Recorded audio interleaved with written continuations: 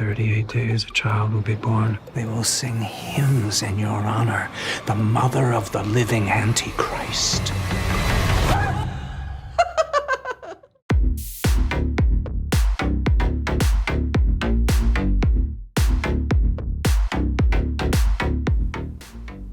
I'm not sure if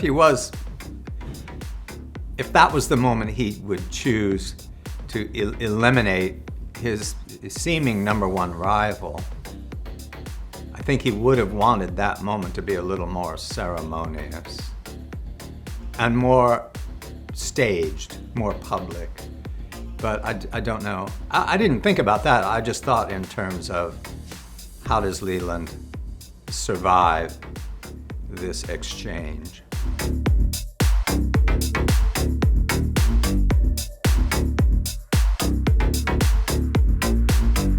That was news to me, but it's a good backstory, and it explains some things.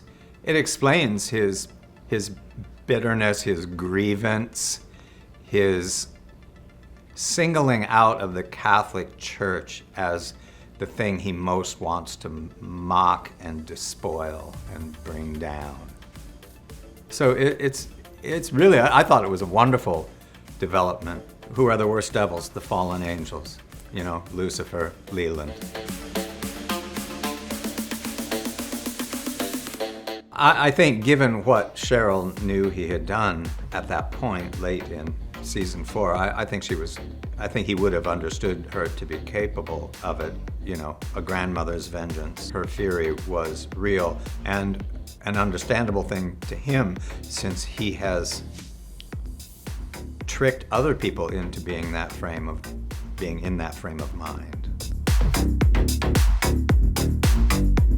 I think she was causing too much trouble now, and he runs with a crowd that's pretty unforgiving and fairly merciless. And he has bosses that he has to answer to. So I think this was it. His time of wavering or trying to pick the right moment or nurse it along or make more use of her, that was over. He was up against it, or he was going to go down, so it was time.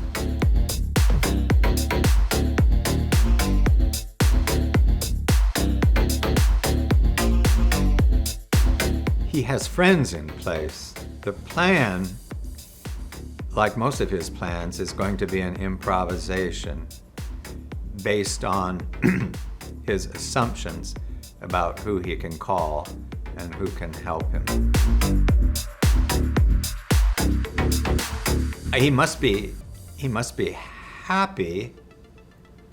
Well, he's happy that, to a certain extent, his master plan has come to fruition. That I think she was always a target, if not the target. And it must tickle him, the irony of it, the trouble it causes her. Of course, he misses the point of true maternal love and how sacramental it can be and how it undoes the devil's work. This sounds religious now, but he often sees part of the picture, but not the whole picture. He sees a lot that he wishes to see.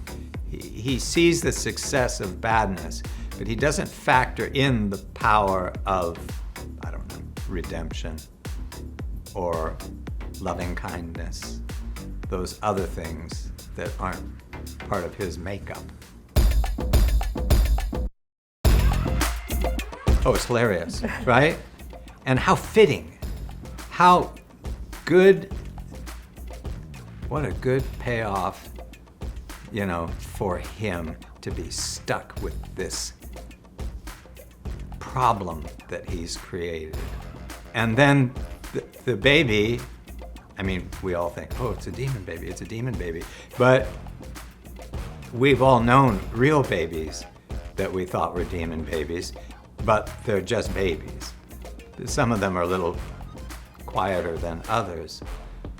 But we've yet to see anything remotely supernatural about this baby, except it has maybe better aim and more profound bodily functions than most babies. But it's a baby, and he can't handle it.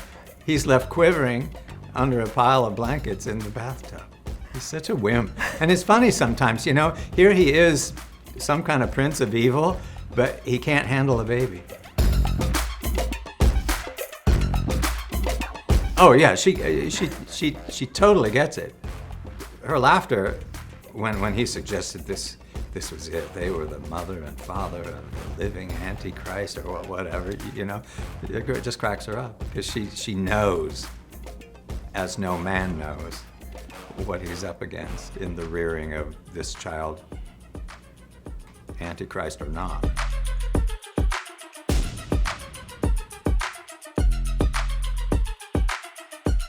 Well, Leland has expectations, you know. He thinks of himself as part of a wealthy aristocracy, but he has a little trouble securing legal counsel. And he has an unsympathetic judge. So there are stretches of, it mostly looks like things are going bad for Leland because there's very convincing evidence of his perfidy. But then it turns out his lawyer has secret qualities. That's probably all I should say about that. But the courtroom scenes were fun to shoot because there was a large gang of very skilled senior comic performers all in the same scenes, you know. Richard Kind and John Carroll Lynch and Danny Burstein and me, we all kind of know what we're doing. So I had more fun shooting those scenes off camera than I think anything I've done on that show. We were a funny group.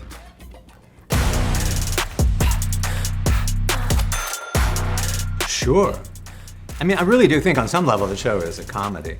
I think the Kings think that it is funny. I mean, they have a serious agenda, which is a conversation about what constitutes evil and goodness and how do they balance out in both the real world, the world of science, and the world of religion or fantasy.